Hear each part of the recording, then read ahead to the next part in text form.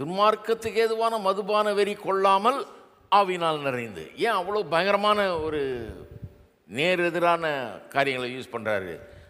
குடித்து வெறிக்கிறதுக்கும் ஆவியினால் நிறையிறதுக்கும் உள்ள பெரிய வித்தியாசம் இருக்குது பாருங்கள். குடித்து வெறிக்கிறது நான் என்னன்னு சொன்னேன், குடித்து வெறிக்கும் போது ஒருத்தன் கட்டுப்பாட்டை இழக்கிறான்.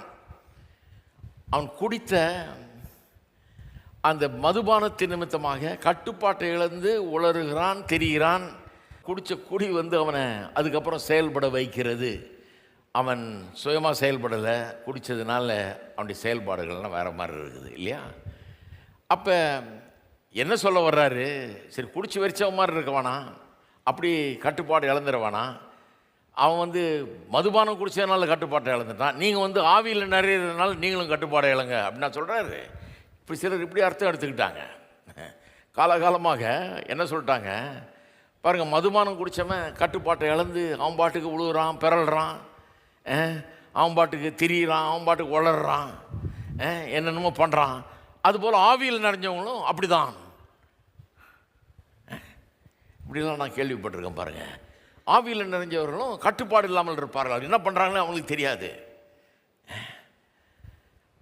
அவங்களும் உருண்டு பிறண்டு அவங்களும் என்ன தேர்ந்த இந்த மாதிரி பண்ணிகிட்டு இருப்பாங்க, எந்த கட்டுப்பாடு இல்லாமல் இருப்பாங்க. அதைத்தான் இங்கே சொல்லியிருக்குது அப்படின்னு சொன்னாங்க.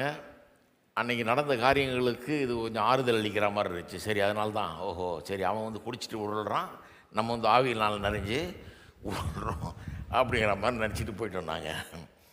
ஆனால் அப்படி சொல்லலை. அவன் குடிச்சிட்டு உருள்ற மாதிரி நீ ஆவியில் நிறைஞ்சு உருளுன்னு சொல்லலை.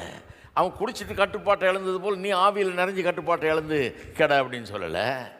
என்ன சொல்ல வருது? அவன் குடித்தவன் அந்த குடித்த அந்த மதுபானத்தினால் கட்டுப்படுத்தப்படுகிறான். அது அவனை கண்ட்ரோல் பண்ணுது, அது அவனை ஆளுகிறதுனால தான் அப்படி நடந்துக்கிறான்.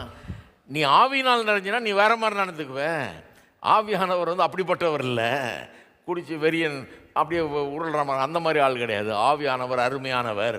நீ ஆவியானவருடைய கட்டுப்பாட்டுக்குள் வந்தனா உன்னுடைய சிந்தை, உன்னுடைய எண்ணம், உன்னுடைய விருப்பம், உன்னுடைய ஆசை, உன்னுடைய மனம், உன்னுடைய சித்தம் எல்லாமே அவருடைய கட்டுப்பாட்டுக்குள்ளே வந்துடும்.